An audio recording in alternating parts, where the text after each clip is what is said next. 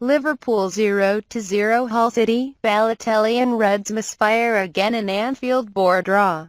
Brendan Rodgers continued to keep faith with the Italy international, but he again failed to find the back of the net as a miserable week for the Merseysiders ended in stalemate.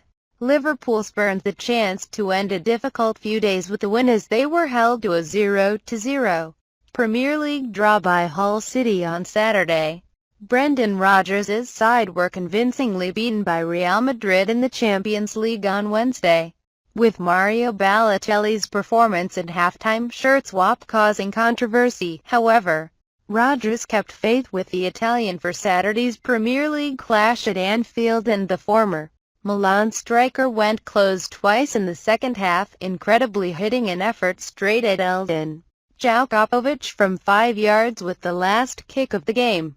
Liverpool's attacking ranks looked disjointed at times as they missed out on the chance to record a third consecutive top-flight victory. Although their first clean sheet at Anfield since March will serve as small positive, Steve Bruce's side are now 3 unbeaten on the road after a solid defensive showing stifled 2 hosts, adding to last weekend's point picked up at Arsenal.